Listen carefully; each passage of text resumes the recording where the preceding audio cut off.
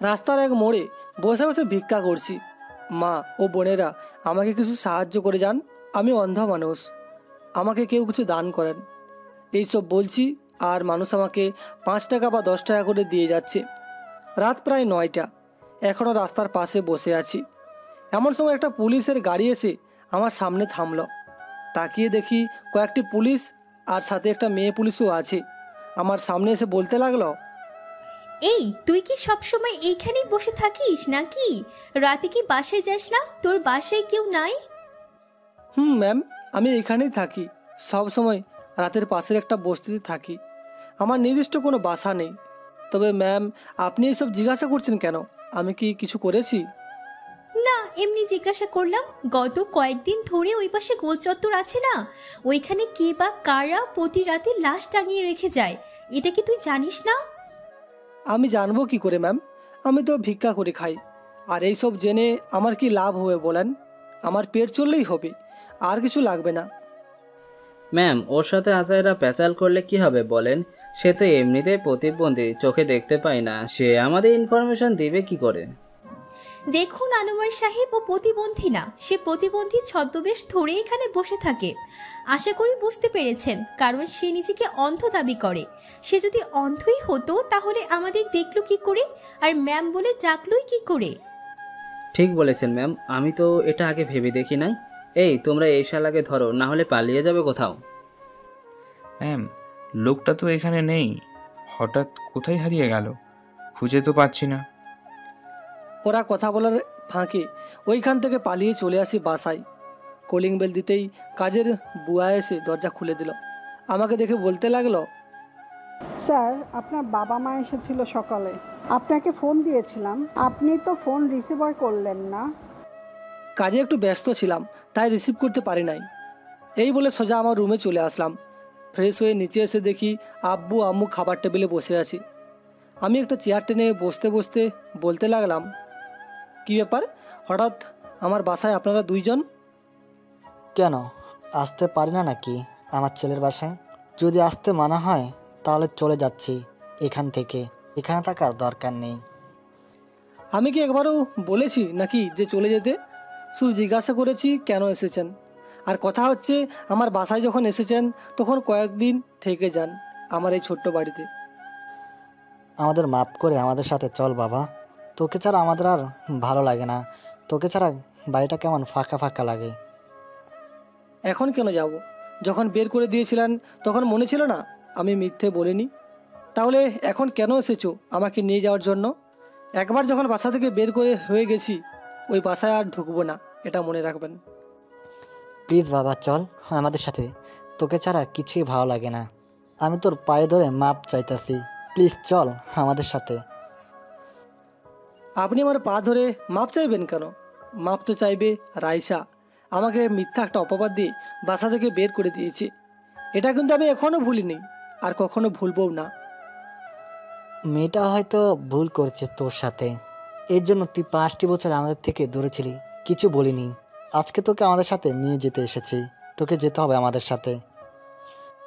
দেখেন, খাবার খেতে বসেছি এখন। আপনারা আমার বাসার অতিথি, অতিথির মতো কয়েকদিন থেকে চলে যাবে। আশা করে আমাকে বিরক্ত করবেন না আর। এই বলে খাবার খেয়ে চলে আসলাম আমার রুমে। ফোনটা অন করতেই ওই পাশ থেকে সাথে সাথে মেসেজ আসতে লাগলো। ভাই, আজকে রাতে তৌফিক চৌধুরীর ছেলেকে মারতে হবে আমাদের।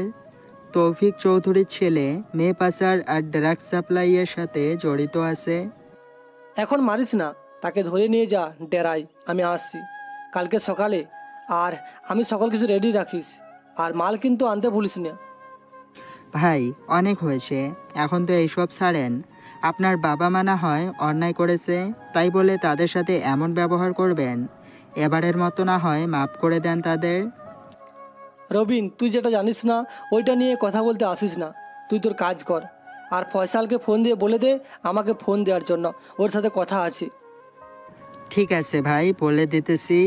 তবে আমার কথাটা একটু ভেবে দেখেন। রাখলাম ভাই। আর একটা কথা, আপনি ওই মেয়েটাকে কি করেছেন? কোন মেয়ের কথা বলছিস? 3 মাস আগে যাকে তুলে নিয়ে এসেছিলাম তার কথা নাকি? হ্যাঁ ভাই, ওই মেয়েটা হচ্ছে এই এলাকার এমপির মেয়ে। আমরা তাকে কিছু করতেও পারছি না। সে আমাদের নামে প্রধানমন্ত্রীর কাছে নালিশ করেছেন। তার মেয়েকে যদি ফিরিয়ে না দেই তাহলে সে আমাদের উপর অ্যাকশন নেবেন। কালকে এমপিকে ডাক দে আমাদের ডেরাই। সে কি অ্যাকশন নেই আমিও দেখতে চাই। সে কত বড় এমপি হয়েছে আর কার পাওয়ারের কারণে এমপি হয়েছে সেটা কালকে বুঝবো। রাখলাম এখন। এই বলে ফোনটা কেটে বিছানায় শুয়ে পড়লাম। রাত প্রায় 3টা। ব্যালকনিতে দাঁড়িয়ে দাঁড়িয়ে সিগারেট খাচ্ছি। এমন সময় আমার ঘরে কারো আসার শব্দ পেলাম।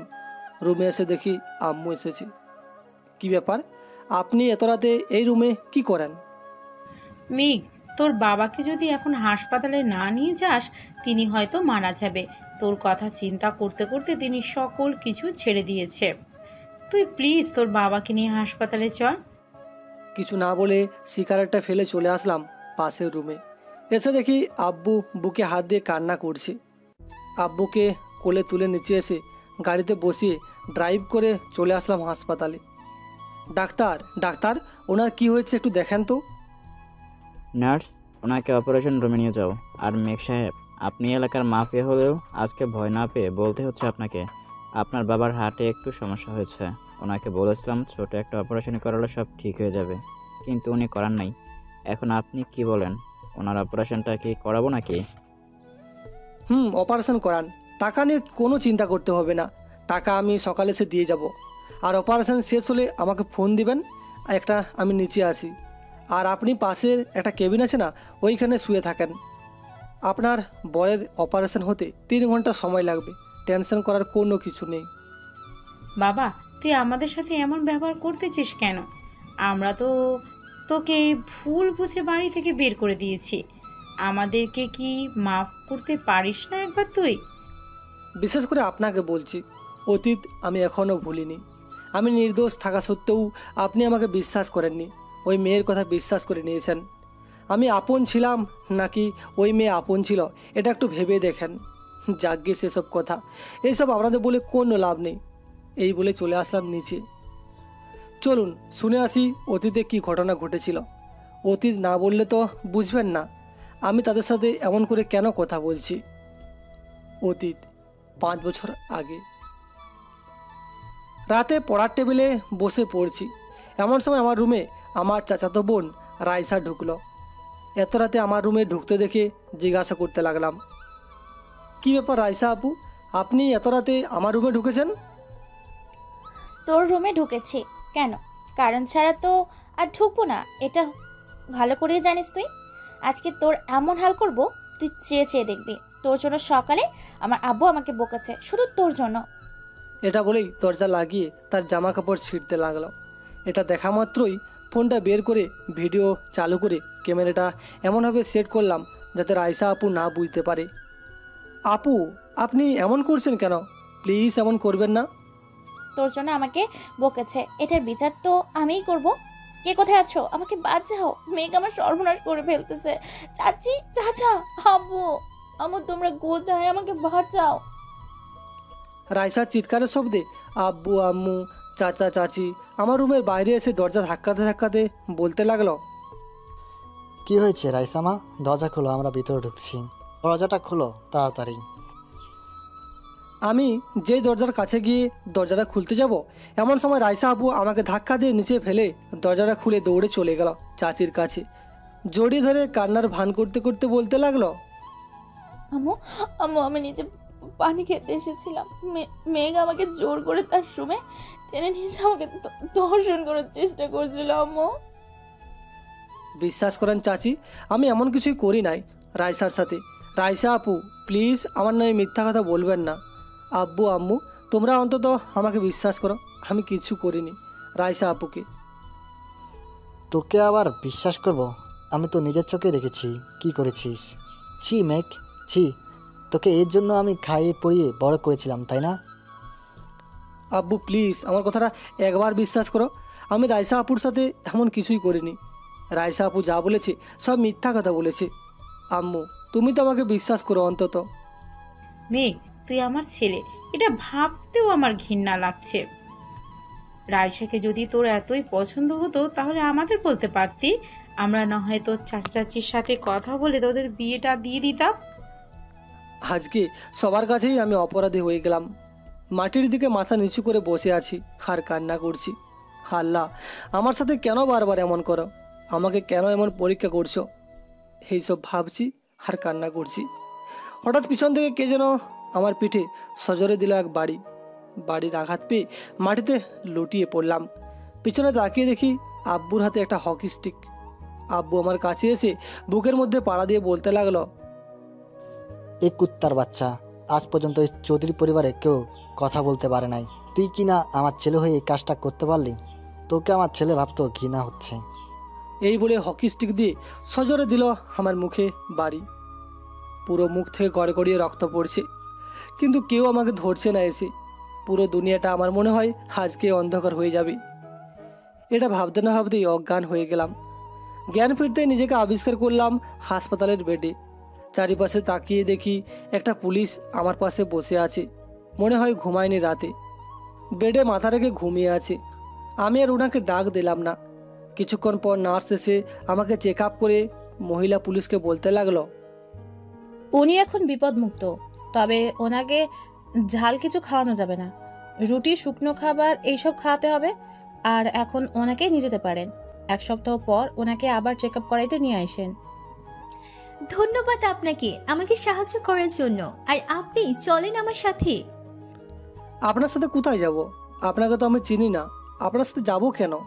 আর আমি এখন কোথায় আছি আমি তো নিজেও বলতে পারছি না। আগে চলেন, এরপর আপনাকে বলতেছি আপনি কোথায় আছেন। এখন চুপচাপ আমার পিছনে পিছনে আসেন। পুলিশের পেছনে পেছনে যেতে লাগলাম। হাসপাতালের নিচে এসে আমাকে একটা গাড়িতে উঠিয়ে দিয়ে বলতে লাগলো, আপনি এইখানেই বসে থাকবেন, কোথাও যাবেন না, ঠিক আছে? আর এইগুলো ধরেন, এইখানে আপনার জিনিসপত্র আছে, দেখে নিন। যদি কোনো মিসিং থাকে তাহলে জানায়েন। ঠিক আছে। পুলিশটা চলে যেতেই আমিও গাড়ি থেকে বের হয়ে হাঁটতে লাগলাম সোজা। কোথায় যাচ্ছি বুঝতে পারছি না। চারিদিকে তাকিয়ে শুধু বড় বড় দালান কোঠা দেখতে পারছি। এইসব দেখে বুঝতে পারলাম আমি এখন অন্য শহরে আছি। এইসব ভাবছি আর আনমনা হয়ে হাঁটতেছি। হঠাৎ কারোর সাথে ধাক্কা খেয়ে নিচে পড়ে গেলাম। আমি উঠে যেই লোকটাকে উঠাতে যাব এমন সময় লোকটা বলতে লাগলো, কি মিয়া, ঢাকা শহরে এসে এইভাবে চলাফেরা করলে চলবে নাকি? চারদিকে চোখ কান খোলা রেখে চলতে হবে, না হলে তো বিপদে পড়বেন। সরি ভাই, আসলে আমি বুঝতে পারিনি। এই বলে আবারও হাঁটতে লাগলাম। কিছু দূর হেঁটে যাওয়ার পর বুঝতে পারলাম খুব ক্ষুধা লাগছে। এখন কি করব? আমার হাতে তো টাকাও নেই যে খাবার কিনে খাবো। এইসব ভাবছি এমন সময় মনে পড়ল আমার ফোনের কথা। পকেট থেকে ফোনটা বের করে দেখি সিমটা এখনও আছে লাগানো। পড়ালেখার পাশাপাশি অনলাইনে কাজ করে যে টাকা পেতাম ওই টাকায় এই ফোনটা কিনেছিলাম। আর কিছু টাকা জমিয়ে রেখেছিলাম। সোজা চলে গেলাম বিকাশের দোকানে। ভাই, টাকা উঠানো যাবে নাকি? ভাই, কত টাকা উঠাবেন? নিচে দেখে নাম্বার আছে, ওই নাম্বারে ক্যাশ আউট করেন। বিকাশ থেকে অল্প কিছু টাকা তুলে নিয়ে সামনের দিকে হাঁটতে লাগলাম। কোথায় যাব কি করবো বুঝতে পারছি না। সামনের দিকে ক্রমশ হেঁটেই চলেছি। একটা দোকানে বসে পড়তেই দোকানদার বলতে লাগলো, কি আছে ভাই আপনার? আর আপনার মুখের এই অবস্থা কে করেছে? আমাকে একটু খুলে বলবেন? ভাই, খুলে বলার কি আছে? আমার মুখের এই অবস্থা আমার বাবা করেছে। আমি আনন্দপুর গ্রামে থাকি। আমার চাচাতো বোন আমাকে মিথ্যা একটা অপবাদ দিয়ে বাড়ি থেকে বের করে দিয়েছে। ও, বুঝতে পারছি। দোকানের ভিতরে এসে বসেন, বাইরে অনেক রোদ। আর কি খাবেন বলেন, বাসা থেকে খাবার এনে দেই। আমাকে 2টা রুটি আর 1 গ্লাস পানি দেন ভাই, খুব ক্ষুধা লাগছে। এই নেন ভাই, আপনি রুটি আর পানিটা খেয়ে শুয়ে থাকেন এইখানে, পরে যেখানে যাওয়ার সেখানে যাইয়েন। রুটি আর পানিটা খেয়ে দোকানদারের ভেতরে শুয়ে পড়লাম। খুব মাথা ব্যথা করছে। কখন যে ঘুমিয়ে গেছি খেয়ালই নেই। ঘুম ভাঙতে নিজেকে একটা রুমে আবিষ্কার করলাম। কি ব্যাপার, আমি এখানে আসলাম কি করে? আমি তো দোকানে ঘুমিয়েছিলাম, এইখানে নিয়ে আসলো কি আমাকে? এইসব ভাবতে ভাবতে বিছানা থেকে উঠতে যাব, কিন্তু উঠতে পারছি না। মাথাটা খুব ভার হয়ে আছে। কিছুক্ষণ পর কারো আসার শব্দ পেলাম। দরজার দিকে তাকিয়ে দেখি ওই পুলিশ মেয়েটা। যাক, অবশেষে 2 দিন পর আপনার জ্ঞান ফিরল। এখন কেমন লাগছে? আর কি খাবেন বলেন, রান্না করে এনে দেই। আপনার কথার আগামাথা কিছুই তো বুঝতে পারছি না। 2 দিন পর জ্ঞান ফিরল মানে? আমি তো একটা দোকানে শুয়েছিলাম, এরপর এখন চোখ খুললাম। ওই দোকানদার আমাকে ফোন দিয়েছিল যখন আপনাকে জাকার পরও ওঠেন নাই। আপনি শুয়ে থাকেন, আমি আপনার জন্য খাবার নিয়ে আসছি। মেয়েটা চলে গেল, আমিও শুয়ে রইলাম। কিছুক্ষণ পর মেয়েটা আমার জন্য খাবার এনে খাইয়ে দিল। খাবার খেয়ে ওষুধগুলো খেয়ে নিলাম। মেয়েটা একটু রাগী স্বরে বলতে লাগলো, আমি যে ওই দিন বললাম আপনাকে গাড়িতে বসতে, আপনার জন্য ওষুধ নিয়ে আসছি, আপনি গাড়ি থেকে বের হয়ে গিয়েছেন কেন? ওই দিন যদি বের না হতেন তাহলে হয়তো আপনার এমন অবস্থা হতো না। কথায় আছে না, বেশি বুঝলে কপালে খারাপ লেখা থাকে, ঠিক আপনার সাথে এমনই হয়েছে। এখন বলেন আপনার সাথে কি কি হয়েছে? আমার সাথে কিছুই হয় নাই, আর যা হয়েছে আমি ভুলে যেতে চাই। প্লিজ আমাকে ওই সব মনে করিয়ে দিবেন না। আমি কিছুটা সময় একা থাকতে চাই, আমাকে একা থাকতে দেন। ঠিক আছে, তাহলে আপনি ঘুমান, আমি অফিসে গেলাম। আর হ্যাঁ, বাড়ি থেকে বের হবেন না কিন্তু।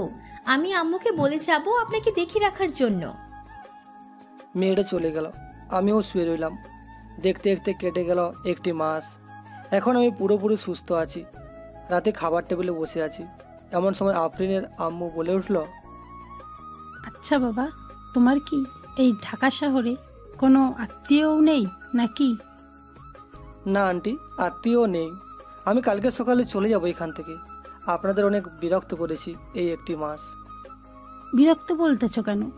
তুমি যদি আমাদের ছেলে হতে তাহলে কি তোমাকে আমরা লালন পালন করতাম না নাকি? তা করতেন, তবে আপনাদের অসুবিধা হচ্ছে। আরও কিছু কথা বলে আমি আমার রুমে চলে আসলাম। রাত প্রায় 12টা, চোখে ঘুম নেই, কানে হেডফোন লাগিয়ে গান শুনছি ব্যালকনিতে বসে। এমন সময় রাস্তার দিকে চোখ পড়তে দেখতে পেলাম একটা গাড়ি থেকে কি যেন ফেলে দিয়ে গেছে। আমি তাড়াতাড়ি করে নিচে চলে আসলাম। দরজা খুলে বাইরে যাব, এমন সময় আফরিনের আব্বু বলতে লাগলো, মেঘ, এত রাতে কোথায় যাইতেছো? যাও রুমে গিয়ে ঘুমিয়ে থাকো। আরফিন তো এখনো আসে নাই, আজকে মনে হয় কাজ পড়ে গেছে, আসবে না।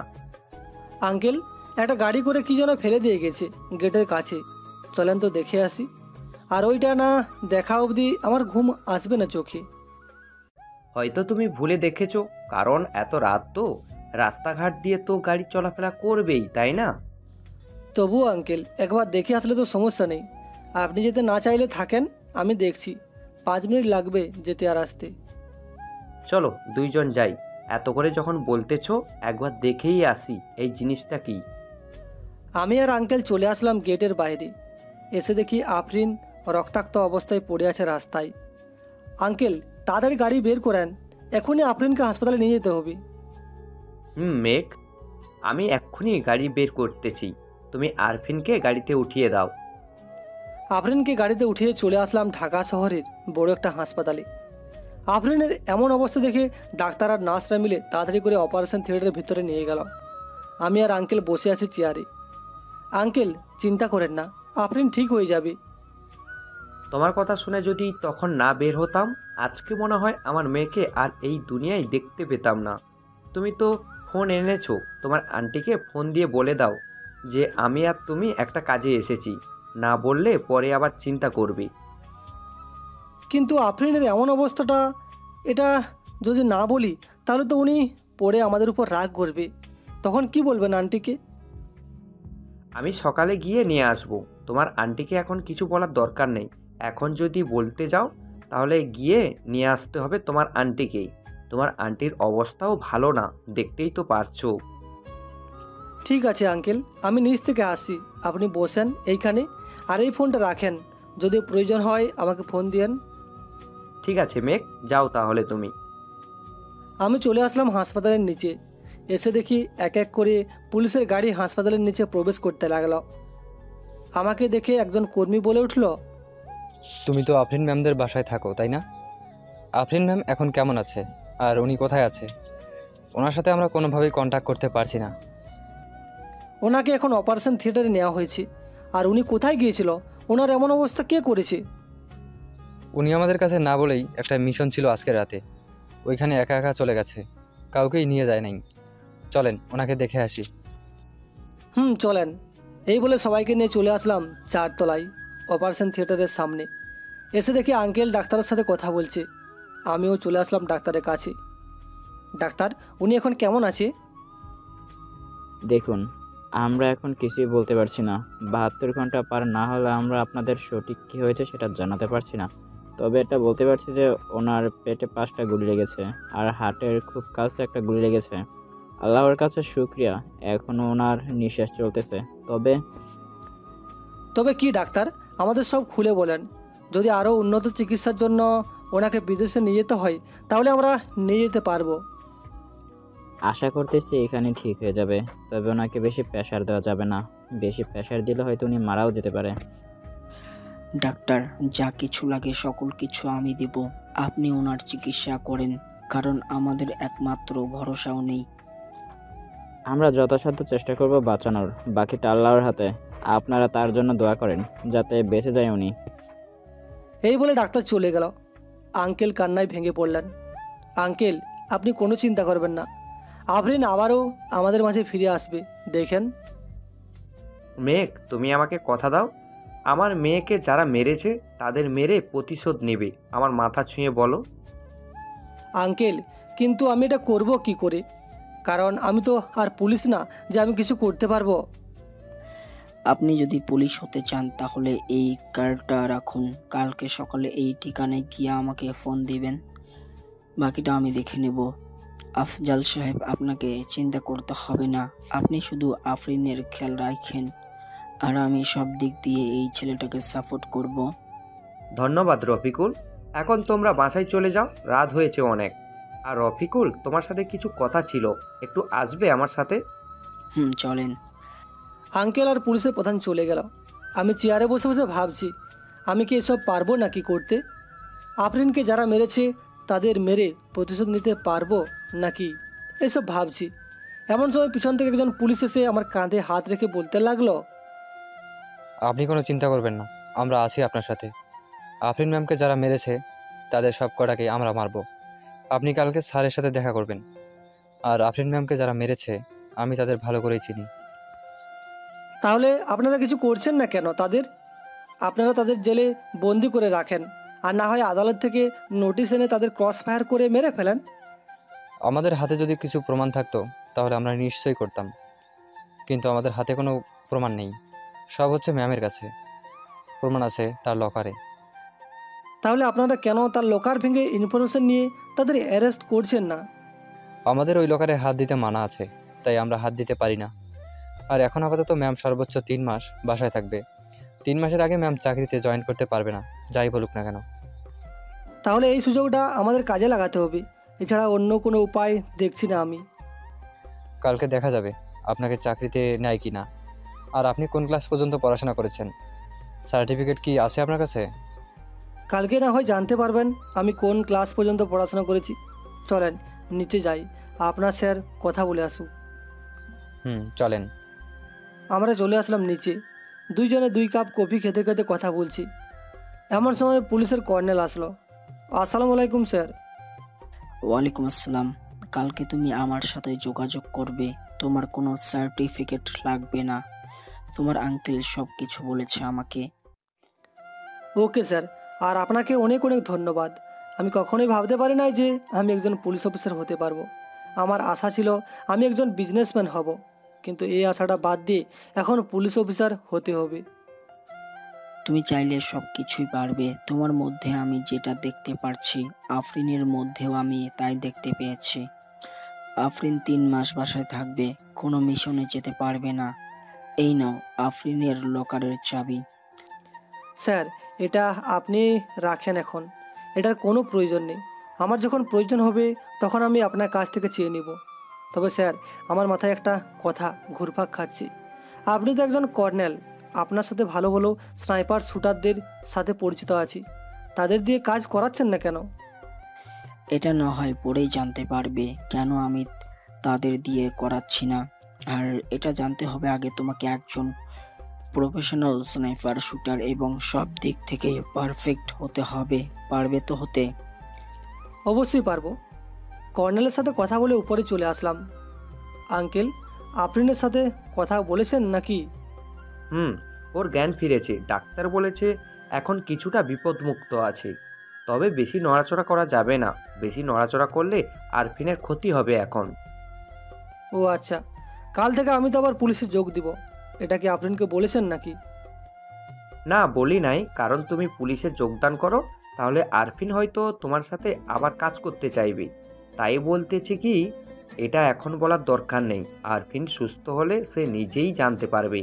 আর তুমি একটু শুয়ে থাকো, এখন তো আর কোনো কাজ নেই, ভোরও হয়ে এসেছে। আপনি রেস্ট নেন, আমি তো সবসময়ই ঘুমাই, আজকে না ঘুমালে কিছুই হবে না। এই বলে কেবিনের বাইরে চলে আসলাম। চেয়ারে বসে আছি, এমন সময় একজন নার্স এসে বলতে লাগলো, আপনার নাম কি মেঘ? আমার নাম মেঘ। কেন, কিছু হয়েছে কি? ডাক্তার সাহেব আপনাকে যেতে বলেছে এক্ষুনি। সোজা গিয়ে ডান পাশের রুমটাই ডাক্তার সাহেবের। আমি চলে আসলাম ডাক্তারের কেবিনে। ডাক্তার সাহেব, আসতে পারি? আসেন, এইখানে বসেন, আপনার সাথে কথা আছে। কিছুক্ষণ বসে থাকার পর ডাক্তার সাহেব বলতে লাগলো, দেখুন মেঘ, আরফিনের অবস্থা এখন কিছুটা ভালো আছে, তবে ওনার পেটে যে 5টা গুলি লেগেছে এতে ওনার অনেকটা ক্ষতি হয়েছে। ডাক্তার সাহেব, আপনি কি বলতেছেন? আমি কিছুই বুঝতে পারছি না, একটু খুলে বলেন তো সব কিছু। কি হয়েছে আফরিনের? এই নেন, এই রিপোর্টটা পড়ে আপনি বুঝে নেন কি হয়েছে ওনার। রিপোর্টটা হাতে নিয়ে পড়তে লাগলাম। কিছুক্ষণ পড়ার পর ডাক্তার সাহেবকে উদ্দেশ্য করে বলতে লাগলাম, এতে ওনার কোনো অসুবিধা হবে না তো? অসুবিধা হবে না বলতে এখন তো কিছুই বলতে পারছি না, কয়েকটা দিন যাক, আবার টেস্ট করিয়ে বলবো আপনাকে। তবে আশা করতেছি আপনি সবটা বুঝতে পারছেন। বুঝতে পারছি। ডাক্তারের কেবিন থেকে বের হয়ে নিচে চলে আসলাম। কি করব বুঝতে পারছি না। 5টা গুলি এমন এমন জায়গায় লেগেছে, কি বলবো আপনাদের, বলতেই গা শিউরে উঠছে আমার। একটা সিগারেট ধরিয়ে খেতে লাগলাম। এমন সময় পিছন থেকে কে যেন ডাকতে লাগলো। তাকিয়ে দেখি রাজশা গাড়ির ভিতর থেকে ডাকতেছে আমাকে। আমি ওইখান থেকে চলে আসলাম একটু আড়ালে, যাতে আমাকে দেখতে না পাই। সকাল 10টা বাজে, থানার সামনে দাঁড়িয়ে আছি। এমন সময় রানা আসলো। কি খবর মেঘ? এই তো ভাই, ভালো। কর্নেল স্যার কি ভিতরে আছে নাকি? ভিতরে আছে, চলো আমার সাথে। আর একটা কথা, কর্নেল স্যারের একটা মেয়ে আছে, এই থানায় কাজ করে, ওর সাথে বেশি কথা বলবেন না, মেয়েটা একটু রাগী। তা না হয় ঠিক আছে। আমরা দুজন চলে আসলাম কর্নেল স্যারের ক্যাবিনে। স্যার, আসতে পারি? মেঘ, আসো, বসো এখানে। চেয়ারে বসতেই একটা মেয়ে আসলো কেবিনে। এসে কর্নেল স্যারকে জড়ি ধরে আধুরা গলায় বলতে লাগলো, আব্বু আব্বু, তুমি না বলেছিলে আজকে নতুন একজন আসবে পুলিশ অফিসার, কই এখনো তো আসলো না? এই তো যে সামনে বসে আছে, এই ছেলেটাই নতুন পুলিশ অফিসার, আজকে জয়েন্ট করেছে। ও আচ্ছা। কর্নেল স্যার আমাকে একটা বড় রুমে নিয়ে গেল। সব কিছু দেখিয়ে দিতে লাগলো, কীভাবে কী করতে হবে, কীভাবে না করতে হবে। দেখতে দেখতে কেটে গেল 15টা দিন। আজকে আমি এবং কয়েকজন লোক মিশনে যাব। রাত প্রায় 12টা। মিশনের জন্য জঙ্গলে চলে গেলাম। এসে দেখি শত্রুপক্ষের লোক তাদের কাজ করছে। সবাই মিলে একটা প্ল্যান করলাম, কীভাবে কী করতে হবে। মেঘ, এতে কিন্তু তোর অনেক বড় একটা ক্ষতি হবে যদি ওরা দেখে ফেলে। তাহলে আমরা চাই না আফরিন ম্যামের মতো তোকেও হারাতে। কিছু হবে না, এই বলে লুকিয়ে লুকিয়ে সামনের দিকে এগিয়ে যেতে লাগলাম। আস্তে আস্তে শত্রুপক্ষের সাথে কাজ করতে লাগলাম। অন্যদিকে রানা আর বাকি সদস্যরা কাজ করছে, যেভাবে বলেছে তাদের ওইভাবেই। কিছুক্ষণের মধ্যে শত্রুপক্ষের লোকগুলোর সাথে মিশে গেলাম। ভাই, আপনাদের লিডার কখন আসবে? আমাদের লিডার ওই যে কালো একটা জ্যাকেট পরে বসে আছে, সেই লোকটাই আমাদের বস। চল, তাকে বসের সাথে পরিচয় করিয়ে দিতে আসি। চলেন ভাই। আমি চলে আসলাম শত্রু লিডারের কাছে। আসসালামু আলাইকুম ভাই, কেমন আছেন? ওয়ালাইকুম আসসালাম, আলহামদুলিল্লাহ ভালো আছি। তা তুমি কে? আগে তো কখনো আমাদের দলে তোমাকে দেখি নাই, আজকে হঠাৎ কোথা থেকে আসলে তুমি? ভাই, ওনার সাথে পরিচয় ছিল আগে থেকেই, আজকে ওনার সাথে এসেছি। আমাকে কি আপনাদের দলে কাজে নেবেন? কাজে তো নেওয়া যায়, তবে কোনো টাকা পাবে না, এই বলে রাখলাম। 3 বেলা শুধু খাবার খেতে পারবে, এছাড়া আর কিছুই না। এতেই চলবে, আর কিছুই লাগবে না। এই বলে রানাকে ইশারা দিতেই রানা লিডারের মুখে টেপ লাগিয়ে ধরে বেঁধে ফেলল। ছেলেটাকে ধরে তার মুখে টেপ লাগিয়ে দিলাম। মেঘ, বাকিগুলো পড়ে আমরা দেখে নিতেছি, তুই এইখানে থাক। তুই ওইদিকে খেয়াল রাখ, আমি এইদিকে দেখছি। এই বলে চলে আসলাম তাদের কাছে। ভাই, আমাদের লিডার বলেছে আমাদের গাড়ি নিয়ে এগিয়ে যেতে। লিডার আসছে। ওকে, তোমরা আসো, আমরা যাইতেছি। গাড়িটা নিয়ে যেতে লাগলাম সামনের দিকে। রনির টিমকে বলে দিলাম যাতে ওদের ধরে নিয়ে সোজা থানায় নিয়ে যাই। আমি চলে আসলাম শত্রুর লিডারের কাছে। রানা, আমার কাটারটা কোথায় রে? কাটার তো আছেই, এই নাও তোমার কাটার। কাটারটা নিয়ে শত্রুর লিডারের পায়ের আঙুল কেটে ফেললাম।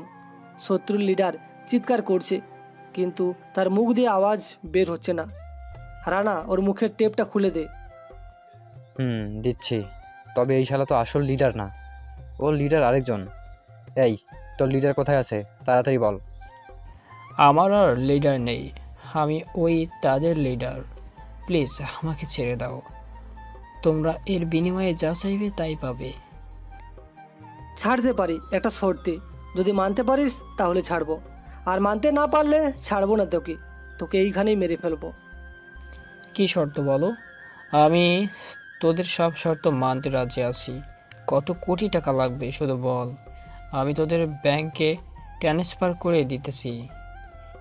তোর কাছে যত টাকা আছে সকল টাকা আমাদের ব্যাংকে ট্রান্সফার করে দে, তাহলে তোকে ছেড়ে দিব। আর যদি না দিস তাহলে তো বুঝতেই পারছিস কি হতে পারে। এই নে তোদের অ্যাকাউন্ট, এই সকল টাকা ট্রান্সফার করে দিলাম, এখন তো ছেড়ে দে। আরে বেটা, এখনও তো টাকা আছে তোর কাছে। তোরা এক ব্যাংকে টাকা রাখার লোক না, এটা ভালো করেই জানি আমরা। রানা, তোমার কাজটা শুরু করো, না হলে এই শালা এমনি করে আমাদের সাথে। মেঘ, কি রে, গুলি খাবি নাকি? সকল টাকা আমাদের অ্যাকাউন্টে পাঠাবি? আমি এখনই পাঠিয়ে দিতেছি, প্লিজ আমাকে মারবেন না, আমাকে ছেড়ে দিন প্লিজ। টাকাগুলো পাঠিয়ে দিতেই ওর ফোনটা বেজে উঠল। ওর পকেট থেকে ফোনটা বের করে দেখি ওর লিডার ফোন দিয়েছে। কি রে, তুই না বলেছিলি তোর লিডার নেই? এইটা কার নাম্বার? আসলে ভাই, আমি ওনার ডান হাত, আমাকে মারবেন না।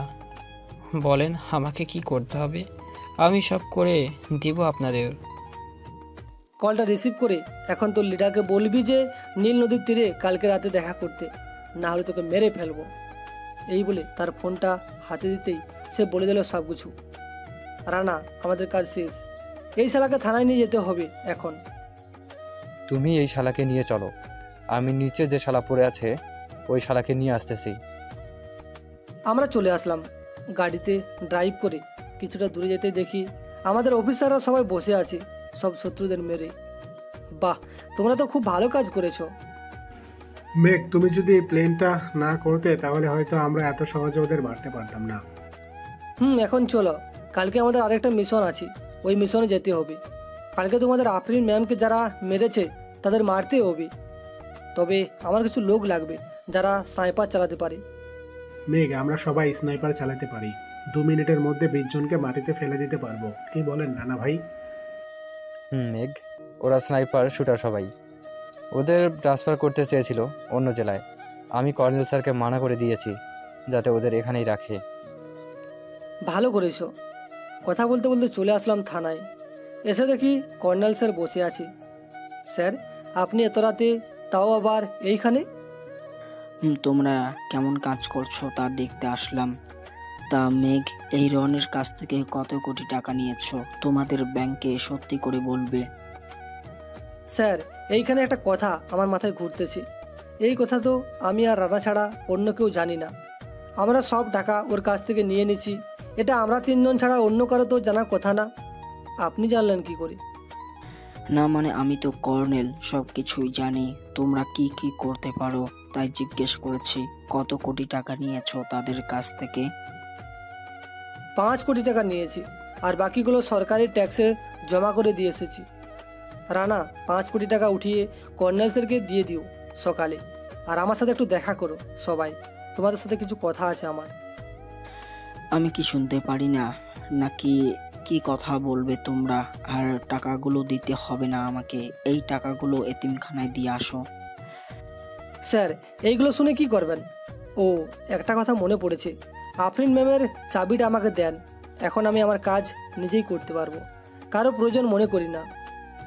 মেঘ, ভুলে যেও না তোমার চাকরিটা কিন্তু আমি দিয়েছি তোমাকে। যে কোনো সময় আমি তোমাকে অন্য জেলায় ট্রান্সফার করে দিতে পারি, এটা তুমি ভালো করেই জানো। স্যার, এটা আমি জানি। তবে স্যার, আপনি তো বলেছিলেন আমি একজন স্নাইপার শুটার হয়ে উঠলে এরপর আমাকে চাবিটা দিবেন। আজকে আমি মিশন শেষ করেছি খুব সূক্ষ্মভাবে, তাই আজকে আমি আপনার কাছে চাবিটা চাইছি। এই নাও তোমার চাবি, আর কাল থেকে তুমি আফরিনের ক্ষতি যারা করেছে তাদের প্রতিশোধ নেবে তুমি। চাবিটা হাতে নিতেই আমার ফোনটা বেজে উঠল। তাকিয়ে দেখি আফরিন ফোন দিয়েছে। কলটা রিসিভ করে কানের কাছে নিতেই ওই পাশ থেকে আফরিন বলতে লাগলো, মেঘ, তুমি এখন কোথায় আছো? আমি তোমার সাথে এখনই দেখা করতে চাই। আমি সকালে আসতেছি আপনাদের বাসায়। আমি একটু একা কাজে বাইরে আছি। আর আপনি এত রাত জেগেছিলেন কেন? আমি যেটা বলেছি ওইটা করো। এখন যখন বলেছি এখনই দেখা করবে, আর কোনো কথা শুনতে চাই না তোমার। 1 ঘন্টা সময় দিলাম তোমাকে, 1 ঘন্টা পর যেন তোমাকে আমার সামনে পাই, এটা মনে রাখবে। এই বলে আফরিন ফোনটা কেটে দিল। আমার কেবিনে এসে বসে আছি। এমন সময় রানা আর বাকি টিম আসলো। রানা, তুমি কি কিছু বুঝতে পারছো? মেঘ, আমি অনেকটাই বুঝে গেছি, তবে আমার হাতে প্রমাণ নেই এখন, আর তার জন্য কিছু করতে পারবো না চাইলেও। শুনো, আমি এখন বাসায় যাচ্ছি, তোমরাও বাসায় চলে যাও, গিয়ে রেস্ট করো। আর রানা, এটা সবাইকে দিয়ে দাও, আর বলে দিস যাতে এই কথা কাউকে না বলে। ঠিক আছে, এই নাও, এটা সবাই বাসায় গিয়ে পড়বে কি লেখা আছে কাগজে। আর সবার অ্যাকাউন্ট নাম্বার দিয়ে যাও। আমাদের একটা ফজলি গঠন তৈরি করতে হবে। যে যে এলাকায় গরিব মানুষ আছে ওই এলাকায় আমাদের এই ফজলি গঠন সাহায্য নিয়ে যাবে। একদম ঠিক বলেছ। এখন তোমরা বাসায় যাও, বাকি কথা হবে কালকে। রানা, তুমি আমার সাথে চলো, বাসা যাওয়ার সময় তোমাকে নামিয়ে দিয়ে যেতে পারবো আমি। চলেন। আমি আর রানা চলে আসলাম বাইরে। এসে দেখি কর্নেল স্যার কার সাথে যেন কথা বলছে। স্যার, আমরা বাসায় চলে যাচ্ছি, সকালে দেখা হবে আপনার সাথে। কালকে আসতে পারবো না, থানায় আমার একটা জরুরি কাজ পড়ে গেছে চট্টগ্রামে। ওইখানে আজকে রাতেই রওনা দিব আমি। আস্তে আস্তে 5 দিন সময় লাগবে। ওকে স্যার, আপনি নিশ্চিন্তে যেতে পারেন। এখন আমি এইখানেই আছি, এইখানে কাজটা না হয় আমি দেখে নিব। এই বলে রানাকে নিয়ে চলে আসলাম মেন রোডে। রানা, তোর না খবরই আছে, তোর খবরকে বল যে এখনই কর্নেল স্যারের পিছু করতে, কারণ কর্নেল স্যারকে আমার সন্দেহ হচ্ছে। আমারও সন্দেহ হয়েছে স্যারের কথার হাব ভাব দেখে। আমি, তুই আর ওই 2 জন ছাড়া তো অন্য কেউ জানে না যে আমরা টাকা নিয়েছি। নিশ্চয়ই কর্নেল স্যার এর সাথে ওদের হাত আছে। হাত না থাকলে কখনোই কর্নেল স্যার জানতো না যে আমরা টাকা নিয়েছি ওদের কাছ থেকে। তোর খবরকে লাগিয়ে দে, আর বলবি সকল কিছু ইনফরমেশান সাথে সাথে দেওয়ার জন্য। কোথায় যায়, কোথায় কি করে, সকল কিছু। আমার জানা মতে কর্নেল স্যার যদি ওর খোঁজ পেয়ে যায় তাহলে তোর খবরই কে মেরে ফেলবে, যেমন আফরিনকে মারার চেষ্টা করেছিল। আচ্ছা, বাকি কথা কালকে হবে। সামনের বাড়িটায় আমাকে রেখে যাও, আর সাবধানে বাসায় যাস। গিয়ে আমাকে ফোন দিবি কিন্তু। ওকে। রানাকে নামিয়ে চলে আসলাম আফরিনদের বাসায়। কলিং বেল দেওয়ার সাথে সাথে আফরিন এসে দরজা খুলে দিল। কি ব্যাপার, আপনি এত তাড়াতাড়ি দরজা খুলে ফেলেছেন যে? আমার অপেক্ষায় ছিলেন নাকি? ধরে নিতে পারেন এটাই। তা আমার লকারের চাবি কোথায়? আর এই চাবি কারো কাছে দেন নাই তো? আমি আবারও কার কাছে দিব? এই চাবি তো কর্নেল স্যারের কাছে ছিল এই 1 মাস। আমি তো একটু আগে নিয়ে আসলাম কর্নেল স্যারের কাছ থেকে। সেটা না হয় বুঝলাম, আপনি কর্নেল স্যারকে চিনেন কি করে? কর্নেল স্যারকে তো চেনার কথা না আপনার। আমি বলতেছি কি করে চিনে? মেঘ হচ্ছে এখন একজন পুলিশ, বলতে গেলে সব কিছুই পারে। তুই চাইলে ওর সাথে ফাইট করে দেখতে পারিস। তা মেঘ, আজকের মিশন কেমন হলো? আলহামদুলিল্লাহ, ভালোই হয়েছে। আফরিন ম্যাম, আপনি আরও 2 মাস রেস্ট করতে হবে, এরপর আপনি মিশনে যেতে পারবেন, এর আগে না। মিশনে যাওয়াটা বড় কথা না, বড় কথা হচ্ছে আমার লকার এখনো কেউ ভাঙে নাই, এটাই হচ্ছে আসল কথা। আর তুমি জানো এই কর্নেলকে? এই কর্নেল হলো আফগানিস্তানের মাফিয়া কিং। এখানে ছদ্মবেশী রূপ নিয়ে আছে আর নারী পাচারের কাজ করছে। এটা আমি আজকেই বুঝে গেছি, এর জন্যই তো লোক লাগিয়েছি। কর্নেল স্যার 5 দিনের জন্য চট্টগ্রাম যাচ্ছে, এই ফাঁকে সকল কাজ করে ফেলতে হবে। আপনি প্রধানমন্ত্রীর সাথে কথা কালকে বলেন। আমার প্রমাণগুলো কালকে লকার থেকে আনতে হবে। চাবিটা তুমি রাখো, লকার যখন খুলবে তখন আমাকে ফোন দিবে। আর একটা কালো ব্যাগ আছে, ওইটা নিয়ে আসবে। ওইটার ভিতরেই সকল প্রমাণ আছে। ওই প্রমাণ নিয়েই আমি প্রধানমন্ত্রীর সাথে দেখা করতে যাব। ওকে, এখন আমাকে যেতে দেন, একটু রেস্ট নিব। আবারও সকালে যেতে হবে থানায়, ওইখানেও কাজ আছে। আঙ্কেল, আপনার সাথে আমার কিছু কথা ছিল, একটু যদি আসতেন। আমি যেতে পারি না নাকি তোমাদের সাথে? এইখানে আপনি না থাকাটাই বেটার হবে। এটা শুধু আমার আর আঙ্কেলের মাঝে কথা হবে, অন্য কারোর সাথে না। আঙ্কেল, আপনি আমার রুমে আসেন, আমি গেলাম। ঠিক আছে, তুমি যাও, আমি আসতেছি আরফিনকে তার রুমে দিয়ে। আমি চলে আসলাম আমার রুমে, ফ্রেশ হয়ে বসে আছি। এমন সময় আঙ্কেল প্রবেশ করলো আমার রুমে। আঙ্কেল, আমি এখন যে কথাগুলো বলবো, এই কথাগুলো কাউকে বলবেন না, কথা দেন আমাকে। ঠিক আছে মেঘ, বলো, এমন কি কথা আছে যে আমাকে একা বলতে চাইতেছো? আঙ্কেল, আপনি হয়তো জানেন না যে আফরিনের কি সমস্যা হয়েছে। এই সমস্যাটা শুধুমাত্র আমি আর ডাক্তার জানি। এই নেন, এটা পড়ে বুঝে নেন কি হয়েছে। দাও তো দেখি, কি এমন কথা লেখা আছে এইটায়? আঙ্কেল পুরোটা পড়ে মাথায় হাত দিয়ে বসে পড়ল নিচে। আঙ্কেল, আপনি কোনো চিন্তা করবেন না, আপনাকে যে জন্য ডেকেছি ওইটাই বলা হয় নাই। কি কথা বলো? আমি আফরিনকে বিয়ে করতে চাই, তবে আবার না 2 বছর পর। আপনারা যদি রাজি থাকেন তাহলে বলেন। মেঘ, আমরা তো রাজি আছি। তোমার মতো একজন ভালো ছেলে পেয়ে, তবে এটা তুমি মানবে কি করে আমাকে বলো একটু। সব ছেলেরাই তো চায় বাবা হতে, কিন্তু তুমি। আল্লাহ যদি চায় আমাদেরও হবে, তবে এই কথা আফরিনকে বলবেন না, ও যাতে কোনোভাবে জানতে না পারে এই সব কথা। আমার কথা শেষ না হতেই আফরিন হাততালি দিতে দিতে রুমে প্রবেশ করলো আর বলতে লাগলো, বাহ আব্বু বাহ, তোমরা আমার কাছ থেকে এত বড় কথাটা লুকাতে পারলে। আর মেঘ, তুমি এই কথাটা কিভাবে লুকালে বলো তো? সরি, তবে আমি যে সিদ্ধান্ত নিয়েছি এটাই হবে। আমি আপনাকে বিয়ে করব 2 বছর পর। আর আপনি এসব নিয়ে কখনোই চিন্তা করবেন না, আল্লাহ আছে আমাদের পাশে, আল্লাহ চাইলে সব পারে। আমাকে বললে কি হতো যে আমি কখনোই মা হতে পারবো না? আমি তো কিছুই মনে করতাম না। আমি এটা জানাতে চাই নাই, তবুও আপনি জেনে গেছেন। আর আঙ্কেল, আপনি আপনার রুমে গিয়ে ঘুমিয়ে থাকেন, আমি একটু আফরিনের সাথে কথা বলবো। এখন যখন জেনে গেছে তাহলে আরও কিছু বলে ফেলি। ঠিক আছে, যাই তাহলে আমি। তোমরা কথা বলো, আমি গেলাম তাহলে। এই বলে চলে গেল আঙ্কেল।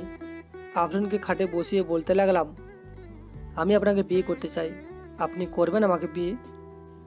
কিন্তু আমার এমন অবস্থা জেনেও আপনি আমাকে বিয়ে করতে চাচ্ছেন কেন? আমাদের সকল সম্পত্তি দেখে নাকি? আমি এইসব কিছুই চাই না, আপনি শুধু আমার হয়ে থাকেন। আল্লাহ চাইলে আমাদেরও সন্তান দিবে। আর এইসব নিয়ে আপনাকে ভাবতে হবে না। এখন চুপচাপ শুয়ে থাকেন এইখানে, আপনার রুমে আর কষ্ট করে যেতে হবে না। আমি আর আফরিন পাশাপাশি শুয়ে পড়লাম। কখন যে 2জন ঘুমিয়ে গেছি খেয়ালই নেই। সকালে আফরিনের ডাকে ঘুম ভাঙল। এই যে এখন উঠেন, সকাল হয়েছে তো অনেক, আবার না থানায় যাবেন? তা তো যাবই, আপনি বেশি নড়াচড়া করবেন না, কিন্তু আমি তাড়াতাড়ি চলে আসব। এই বলে ফ্রেশ হয়ে চলে আসলাম বাইরে। গাড়িটা নিয়ে সোজা থানায় চলে গেলাম। গিয়ে দেখি সবাই আমার জন্য অপেক্ষা করছে। আমি যেতে রানা বলতে লাগলো, মেঘ, থানা থেকে ওই সারাদের কারা যেন নিয়ে গেছে। থানায় যারা ছিল তারা বলে দেখে নাই। কি বলিস? ওদের সামনে থেকে 2জন জলজান্ত মানুষ হেঁটে হেঁটে চলে গেছে আর ওরা থেকে নাই? এটা কখনো হতেই পারে না। সিসিটিভির ফুটেজ চেক করে দেখ কি হয়েছে। চেক করে দেখেছি সিসিটিভির ফুটেজ, কে বা কারা যেন কেটে ফেলেছে। বুঝতে পারছি এটা আর কেউ না, এটা কর্নেল স্যার ছাড়া অন্য কেউ হতেই পারে না। চল আমার সাথে, আফরিনের বক্সের সামনে সকল কিছু ডিটেলস নিয়ে যেতে হবে। আজকে প্রধানমন্ত্রীর সাথে কথা বলবে আফরিন। চলো। আমি চলে আসলাম বক্সের সামনে। বক্স থেকে সকল ইনফরমেশান নিয়ে চলে আসলাম বাসায়। আফরিন, এই নাও সকল ইনফরমেশান আছে এই ব্যাগের ভিতরে। আমাকে নিয়ে চলো 5 স্টার রেস্টুরেন্টে, ওইখানে আজকে প্রধানমন্ত্রী আসবে, ওইখানে ওনার সাথে দেখা করব। আফরিনকে নিয়ে চলে আসলাম 5 স্টার রেস্টুরেন্টে। আফরিন, তুমি কথা বলো, আমি ছোট একটা কাজ শেষ করে আসতেছি নিচ থেকে। এই বলে চলে আসলাম নিচে। এসে দেখি রানা দাঁড়িয়ে আছে। রানা শোন, তোকে একটা কাজ দিচ্ছি, এই কাজটা কর। মেঘ, কী কাজ বলো, আমি করে দিচ্ছি এখনই। আর আফরিন ম্যাম কোথায় আছে এখন? প্রধানমন্ত্রীর সাথে নাকি অন্য কেবিনে আছে? প্রধানমন্ত্রীর সাথেই আছে। এই নে, এই ছেলেটাকে কালকের মধ্যে বের করে নিয়ে আয়। এই ছেলেটা হচ্ছে কর্নেল স্যারের ছেলে। যেখান থেকে পারিস বের করে আনবি, পাতালে থাকলে পাতাল থেকেই বের করে আনবি। ঠিক আছে, কালকে রাতের মধ্যেই পেয়ে যাবি তাকে, তোর কোনো চিন্তা করতে হবে না। আমি এখনই আমার লোকদের কাছে পাঠিয়ে দিচ্ছি পিকগুলো। রানার সাথে কথা বলে চলে আসলাম। উপরে এসে দেখি আফরিন বাইরে দাঁড়িয়ে আছে। কি হয়েছে আফরিন, বাইরে দাঁড়িয়ে আছো কেন? ভিতরে কর্নেল স্যার আর প্রধানমন্ত্রী কথা বলছে, তাই বাইরে দাঁড়িয়ে আছি। আর তুমি না নিচে কিসের কাজের জন্য গিয়েছিলে? তাহলে চলে আসলে যে এত তাড়াতাড়ি? কাজ শেষ, তাই চলে এসেছি। চলো ভিতরে যাই, গিয়ে দেখি তারা কি কথা বলছে। এই বলে আফরিনকে টানতে টানতে ভিতরে নিয়ে চলে আসলাম। ম্যাম, আসতে পারি? আসো তোমরা, তোমাদের দুজনের জন্যই অপেক্ষা করছিলাম। এখন বলো কি কথা বলবে আমার কাছে। কর্নেল স্যার, আপনি একটু নিচে যেতে পারবেন? রানা আপনাকে কি যেন বলবে, আপনি একটু নিচ থেকে ঘুরে আসেন। ঠিক আছে স্যার, আমি উঠছি, তাহলে আবার দেখা হবে একটু পর। কর্নেল স্যার চলে যেতেই আফরিন সকল প্রমাণ দেখাতে লাগলো। প্রধানমন্ত্রী সকল কিছু দেখে বলতে লাগলো, সব তো দেখলাম, এখন বলো আমি কি করতে পারি। ওনার বিরুদ্ধে অ্যাকশন এখন নিতে পারবো না, কারণ উনি হচ্ছে একজন পুলিশ কর্মকর্তা। বললেই তো আর সাসপেন্ড করা যায় না। আচ্ছা তোমরা যাও, আমি কালকে তোমাদের জানাচ্ছি ওনার কি করব। ঠিক আছে ম্যাম, জানান তাহলে। এই বলে আমি আর আফরিন চলে আসলাম নিচে। এসে দেখে রানা কর্নেল স্যারের সাথে কি যেন কথা কাটাকাটি করছে। কি রে, কি হয়েছে? আর বলিস না, উনি হচ্ছে একজন বেইমান। এই মেয়েটা দেখতেছিস না, এই মেয়েটাকে তার ছেলের সাথে বিয়ে দিবে বলে এক রাত কাটিয়েছে তার সাথে। এখন সে বিয়ে তো দূরের কথা, কিছুই বলতেছে না। কি ব্যাপার কর্নেল স্যার, আমরা তো আপনার কাছে এইসব আশা করিনি। আমরা আপনাকে একজন ভালো কর্নেল হিসেবে দেখি, আর আপনি কিনা এইসব করে বেড়াচ্ছেন। এটা কি করে হয় বলেন তো? মেঘ, আমাদের বিষয় নিয়ে তুমি নাক না গলালেই হয়। তোমরা তোমাদের কাজে যাও। আমি আজকে চেয়ারকে বলে এইখান থেকে ট্রান্সফার লেটার নিয়ে আসতেছি। এরপর আর এইখানে থাকবো না। এটা আপনার ইচ্ছা। এই বলে আমি আফরিন আর রানা চলে আসলাম থানায়। আমরা আসতেই সবাই আমাদের দাঁড়িয়ে সালাম দিয়ে বলতে লাগলো। তিনজন বসে বসে কাজ করছি, এমন সময় ফোনটা বেজে উঠল। অপরিচিত একটা নাম্বার, চিনতে পারছি না। কলটা রিসিভ করতেই ওই পাশ থেকে মেয়েলি কণ্ঠে বলতে লাগলো, ভাই প্লিজ তুমি ফিরে আসো, আমি আর তোমার সাথে এমন অত্যাচার করবো না কখনো। আমি একবার যখন বের হয়ে গেছি আর বাসায় ফিরবো না, এটা ভালো করেই জানিস। তাই তোরা বলছি আমাকে বিরক্ত করিস না ফোন দিয়ে, আমাকে আমার মতো থাকতে দে। এই বলে ফোনটা কেটে দিলাম। ফোন কাটতে আফরিন বলতে লাগলো, মেঘ, তোমাকে আর ওই সিম চালাইতে হবে না। তুমি আজ থেকে এই সিমটা চালাবে। এই সিমটা অফিসের সকলের নাম্বার আছে, ওরা ছাড়া তুমি কারোর সাথে কথা বলতে পারবে না। আমার সিমটা খুলে রেখে দিলাম মানি ব্যাগের মধ্যে। দেখতে দেখতে কেটে গেল 2টি মাস। আজকে রাতে আমি, আফরিন আর রানা তিনজন মিশনে যাব, এর জন্য রেডি হচ্ছি। এমন সময় ফোনটা বেজে উঠলো। তাকিয়ে দেখে আঙ্কেল ফোন দিয়েছি। আসসালামু আলাইকুম আঙ্কেল। ওয়ালাইকুম আসসালাম। মেঘ, সাবধানে কাজ করবে, ঠিক আছে? আর আরফিন এইদিকে খেয়াল রাখবে। আমরা যদি কোনো ভুল করে থাকি মাফ করে দিও আমাদের। কেন আঙ্কেল, হঠাৎ এই কথা বলতেছেন কেন? আপনাদের কি হয়েছে বলেন আমাকে সব খুলে। কিছু হয় নাই, রাখলাম বাবা। আরফিনকে দেখে রাখো। আঙ্কেলের কথা শুনে বুঝতে পারলাম আঙ্কেল বিপদে পড়েছে। রানা আর আফরিন, তোমরা দুইজন আমার কথা ছাড়া মিশনে যাবে না। আমি আসছি একটু পর। আমাদের বাকি ফোর্সদের বলো আস্তে আস্তে রেডি হতে। এখন আবার কোথায় যাচ্ছ তুমি? এখন কোথাও যেতে হবে না। আর 1 ঘন্টা পর আমরা বের হব এখান থেকে। আর এখন তুমি কোথায় চলে যাচ্ছ? যাবো আর আসবো, এই বলে চলে আসলাম বাইরে। বাইকটা নিয়ে সোজা আঙ্কেলের বাসায় চলে আসলাম। কলিং বেল দিতেই একটা লোক পিস্তল হাতে নিয়ে দাঁড়িয়ে আছে। আমার দিকে পিস্তল তাক করে বলতে লাগলো, বাহ, ফোন দেওয়ার সাথে সাথে চলে এসেছিস। তুই তো জিনিয়াস রে বেটা। ঘরের ভিতরে আয়, আজকে 3 জনকে একসাথে মারবো। আমি ঘরের ভিতরে চলে গেছিলাম।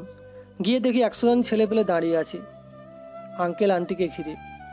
ভাই, আপনি আঙ্কেলকে আন্টিকে ছেড়ে দেন, এর বিনিময়ে আমি আপনাদের টাকা দিচ্ছি। কই টাকাই বা দিতে পারবি তুই বলতো? আর তোর কাছে কত টাকা আছে? সর্বোচ্চ 50 লক্ষের বেশি তো নেই। তুই পারলে আমাদের 2 কোটি টাকা দে, আমরা তোদের আন্টি আঙ্কেলকে ছেড়ে দিব। 2 কোটি টাকা ওদেরকে দিয়ে দিতেই লোকটা আবারও বলতে লাগলো, বাহ, তুই তো দেখি টাকার গোডাউন নিয়ে বসেছিস। এই নে, তোর গার্লফ্রেন্ডের বাবা মাকে ছেড়ে দিলাম।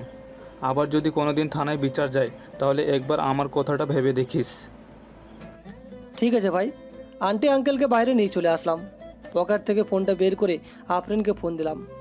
হ্যালো আফরিন, আপনি আমাদের টিমকে নিয়ে এখনই আপনাদের বাসায় আসেন, এইখানেই মিশন হবে। হঠাৎ আমাদের বাসায় মিশন হবে কেন? আমাদের বাসায় কি শত্রুপক্ষ গাঁটি গড়েছে নাকি? আর আব্বু আম্মু ঠিক আছে তো? আঙ্কেল ঠিক আছে, আন্টিও ঠিক আছে, তবে এখনই তাড়াতাড়ি চলে আসেন, তা না হলে আমরা কাউকে ধরতে পারবো না। এই বলে ফোনটা রেখে আন্টি আঙ্কেলকে গাড়িতে বসিয়ে দিয়ে বলতে লাগলাম, আন্টি আঙ্কেল আপনারা থানায় চলে যান, ওইখানে আপনারা সেফ থাকবেন। কিন্তু বাবা, তোমরা সাবধানে থাইকো আর আমার মেয়েকে দেখে রাইকো। তোমার উপর আমাদের ভরসা আছে। আপনি কোনো চিন্তা করবেন না, আমি দেখছি সব কিছু। ওরা চলে যেতে কিছুক্ষণ পর আফরিন আর আমাদের টিম চলে আসলো। সবাইকে বুঝিয়ে দিলাম কি কি করতে হবে। সবাই সবার কাজ করতে লাগলো। দরজার সামনে এসে কলিং বেল দিতেই শত্রুর একজন লোক এসে দরজা খুলে দিয়ে বলতে লাগলো, কি রে, তুই আবার এসেছিস মরতে নাকি? আয় ভেতরে আয়, আজকে তোকেও মেরে ফেলবো। আফরিন তো কোনোভাবে বেঁচে গেছে, তোকে তো আর বাঁচিয়ে রাখতে পারি না, তাই না?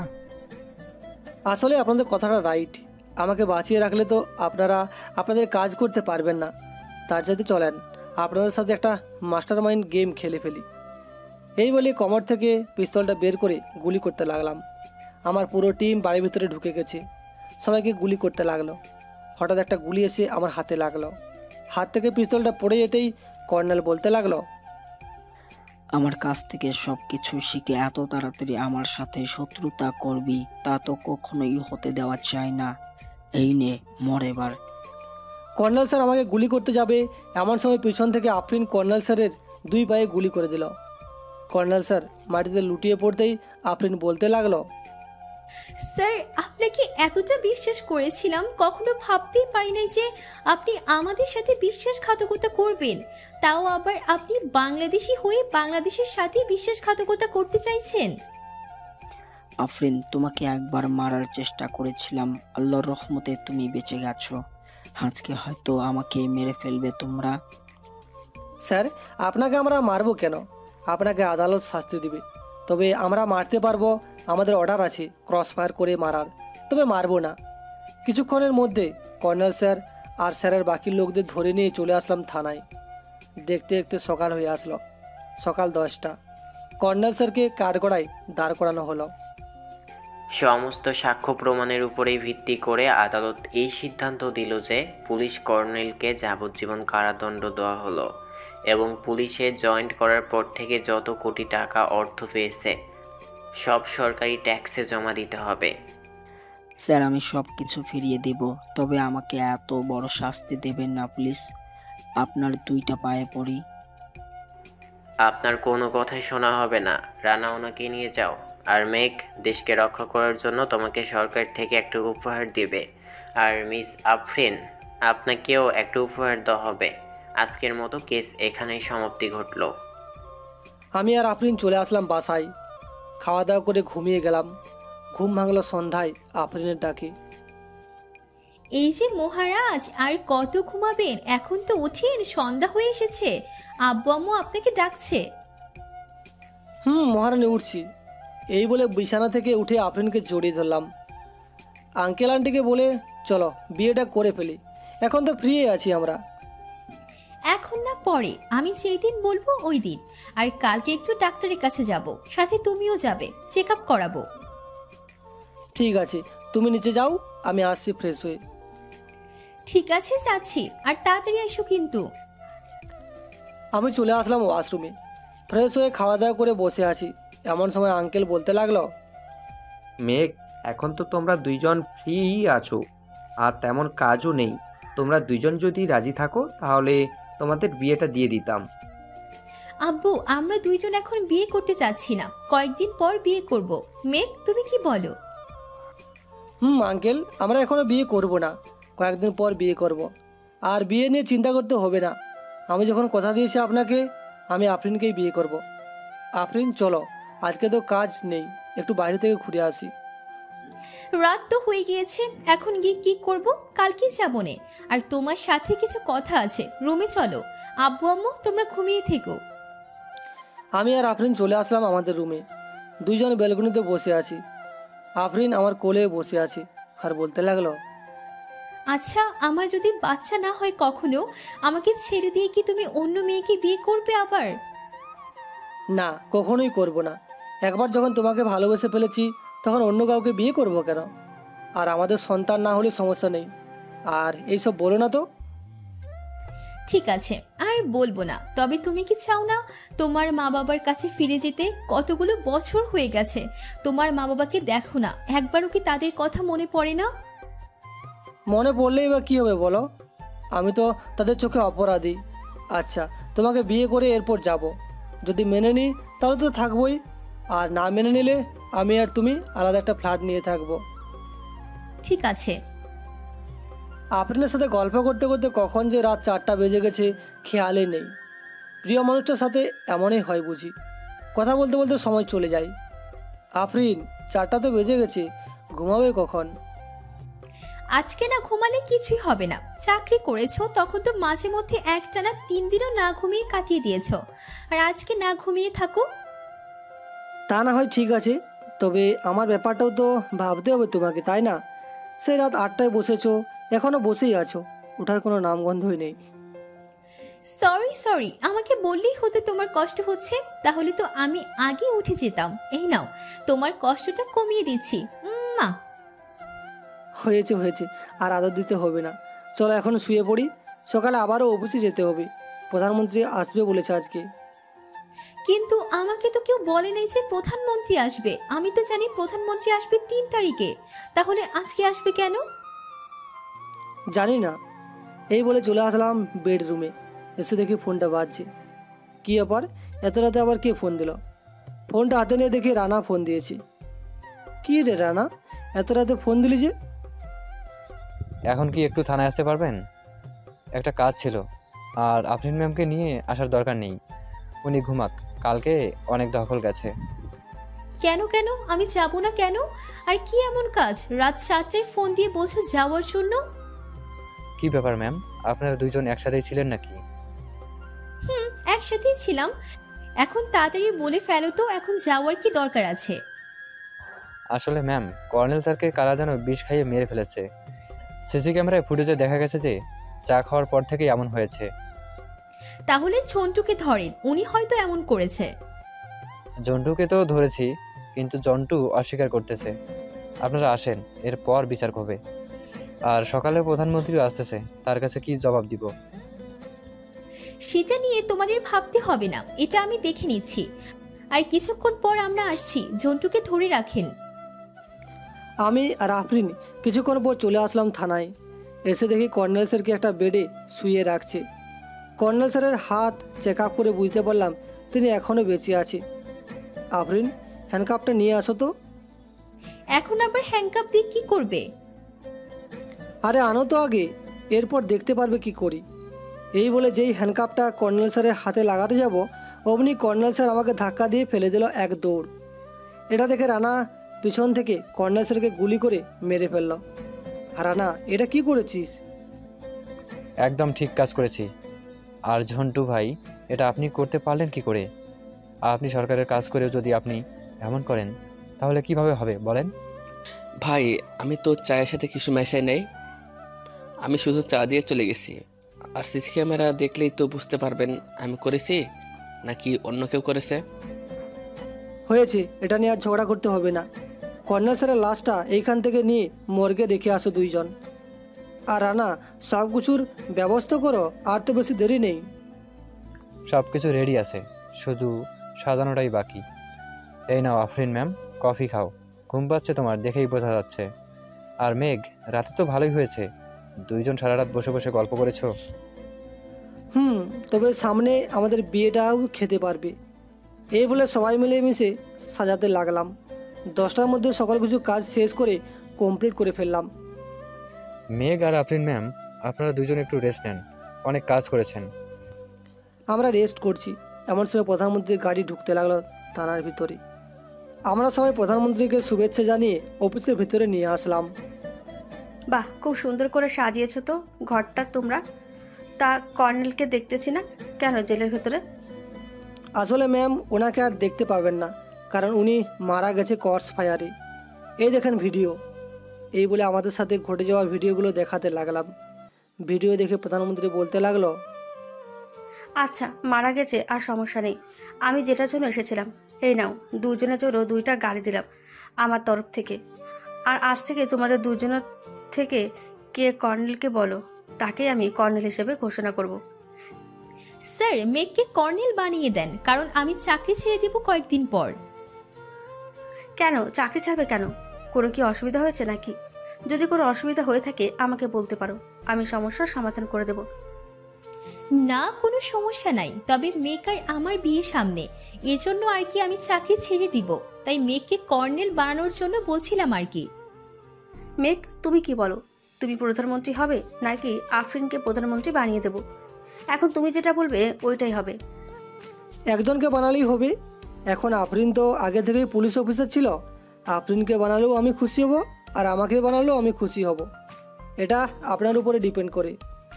ঠিক আছে, তুমি আজ থেকে কর্নেল। এই বলে প্রধানমন্ত্রী আমার গলায় একটা রকেট পরিয়ে দিল। দেখতে দেখতে দুপুর হয়ে আসলো। খাওয়া দাওয়া করে বসে আছি। এমন সময় প্রধানমন্ত্রী বলতে লাগলো, মেঘ, এখন আমাকে চলে যেতে হবে, কারণ এইখানে অনেক সময় ছিলাম। সংসদে যেতে হবে, আর তোমাদের জন্য গিফট আছে। মেঘ তোমাদের দিয়ে দেবে। এই নাও, মেঘ সবগুলো দিয়ে দাও। আমি চলে যাচ্ছি এখন। প্রধানমন্ত্রীকে গাড়িতে উঠিয়ে দিলাম। কেবিনের ভিতরে এসে সবাইকে সব কিছু দিয়ে আমি আর আফরিন চলে আসলাম হাসপাতালে। ডাক্তারের কেবিনে প্রবেশ করতেই দেখতে পেলাম একটা রুগী বসে আছে। তাকে দেখে কিছুটা অবাক হলাম। আমাকে দেখে বলতে লাগলো, মেঘ ভাইয়া, তুমি এইখানে, আর তোমাকে খুঁজতে খুঁজতে সবাই শেষ। আর আমাকে মাফ করে দিও, আমি হয়তো মাত্র কয়েকদিনের অতিথি এই পৃথিবীতে। ডাক্তার, ওর কি হয়েছে? এইসব কথা বলছে কেন? ওনার কিডনি ড্যামেজ হয়ে গেছে 2টা। কিডনি জোগাড় করতে পারলে বাঁচানো যেত, কিন্তু কোনো হাসপাতালেই কিডনি নেই। আচ্ছা, আমি কিডনির ব্যবস্থা করছি। আর ডাক্তার, আফরিনকে একটু চেক আপ করতে হবে। আপনি কি কি টেস্ট করতে হবে লিখে দেন, আমি করিয়ে আনছি। আচ্ছা, তুমি একটু বসো এখানে, ওনার টেস্টগুলো লিখে দিই, এরপর আরফিনারটা লিখে দিতেছি। ঠিক আছে আফরিন, তুমি বসো, আমি একটু কথা বলে আসছি বাইরে থেকে। এই বলে চলে আসলাম বাইরে। বিভিন্ন কিডনি অফিসে ফোন দিলাম, কিডনি পেলাম না। এমন সময় রানার ফোন। মেঘ, তুমি যে কিডনির কথা বলেছো, ওই কিডনি পেয়েছি। এখন কি নিয়ে আসবো নাকি একটু জানাও?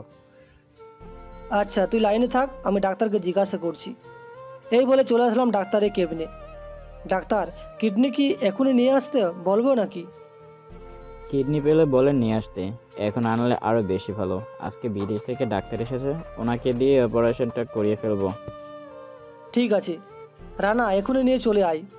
এই বলে ফোনটা কেটে আফরিনের যে টেস্টগুলো লিখে দিয়েছে সব টেস্ট করিয়ে ডাক্তারের কেবিনে বসে আছি। মেঘ, তোমাদের জন্য একটা ভালো খবর আছে। আরফিন মা হতে পারবে, তবে তার কিছুটা প্রবলেম হবে। গর্ভকালীন অবস্থায় ওনার যত্নটা একটু বেশি করতে হবে।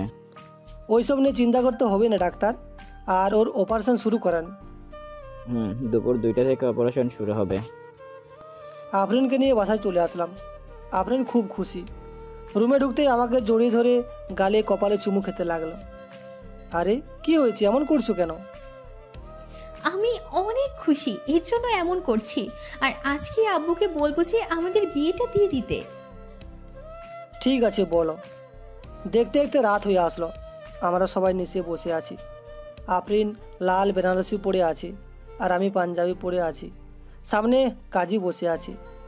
বিয়েটা করিয়ে কাজী চলে গেল। কোনো অনুষ্ঠান ছাড়াই বিয়েটা করে নিলাম। দেখতে দেখতে কেটে গেল 5টি মাস। আমাদের সুখের সংসার ভালোভাবেই কাটতে লাগলো।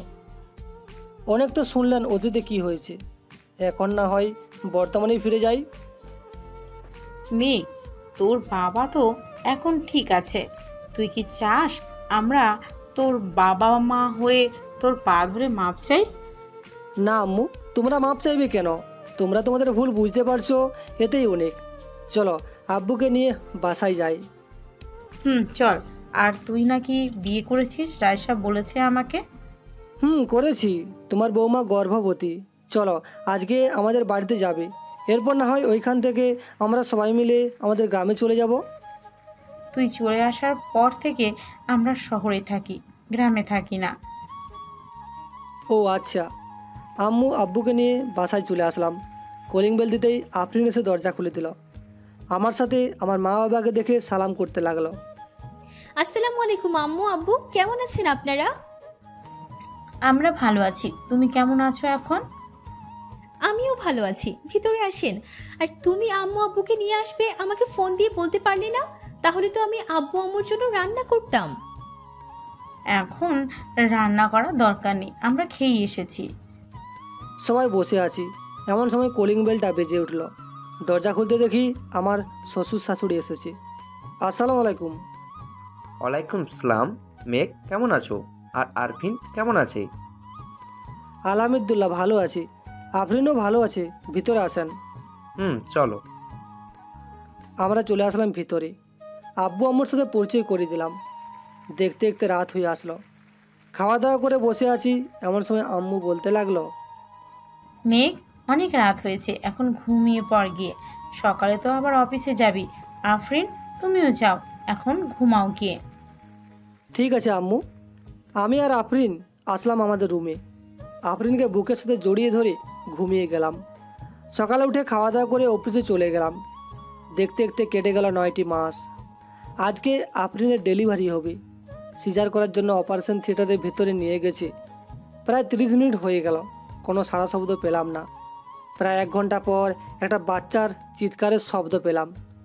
1 মিনিট পরে আরেকটা বাচ্চার কান্নার শব্দ পেলাম। কিন্তু আমার চিন্তা হচ্ছে আফরিনের জন্য, ওর আবার কিছু হয়ে যায় নাই, এইসব চিন্তা করছি। এমন সময় 2জন নার্স 2টা বাচ্চাকে নিয়ে আসলো আমার কাছে। এসে বলতে লাগলো, এই নেন, আপনার জমজ ছেলে মেয়ে হয়েছে, আর আমাদের মিষ্টি খাওয়াইতে হবে কিন্তু। মিষ্টি তো খাবোই, ঠিক আছে। আমার স্ত্রী কেমন আছে আগে ওইটা বলেন। আপনার স্ত্রী এখন ভালো আছে, একটু পর ওনাকে কেবিনে শিফট করা হবে, তখন দেখতে পারবেন। ধন্যবাদ নার্স। আমি আর ছেলে মেয়েকে কোলে নিয়ে দেখতে লাগলাম। মেয়েটা হয়েছে আমার মতো, আর ছেলেটা হয়েছে আফরিনের মতো। আম্মু আব্বু, এই নাও তোমাদের নাতি আর নাতনি। দে আমার কাছে। বেআইন, এই দেন।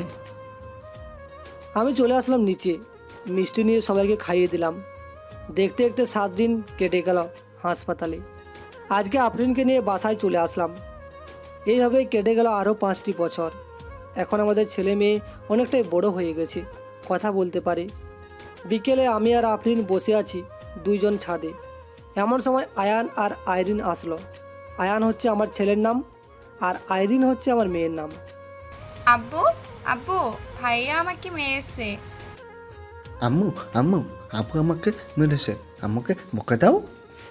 আব্বু, তুমি ভাইয়াকে বলে দাও যে আমার খেলনা নিয়ে যাতে আর না খেলে। ঠিক আছে মামুনি, বলে দিবনি। আয়ান আর আইরিন, এখন তোমরা 2জন নিচে যাও, গিয়ে খেলা করো, আমরা আসছি একটু পর। ঠিক আছে আব্বু। ওরা 2জন চলে যেতেই আফরিনের দিকে তাকিয়ে দেখি মুচকি মুচকি হাসছে। কী ব্যাপার মহারানী, আরও 2টা আনার প্ল্যান করছেন নাকি? এই 2টার জ্বালায় বাঁচি না, আর তুমি বলছো আরো 2টা আনার জন্য? আমাকে পাগলা কুকুরে কামড় মারছে না, আমি আর পারবো না। তাই নাকি? তোমাকে পারতেই হবে। এই বলে 2জনের ঠোঁট জোড়া এক করে ফেললাম। আজকের গল্পটা এই পর্যন্তই, বাকি কিছু আপনাদের শুনতে হবে না, ওইগুলো সিক্রেট। আর গল্পটা কেমন হয়েছে জানাবেন। দেখা হবে পরবর্তী কোনো গল্পতে। সেই পর্যন্ত সবাই ভালো থাকবেন, সুস্থ থাকবেন। Thanks for watching this video.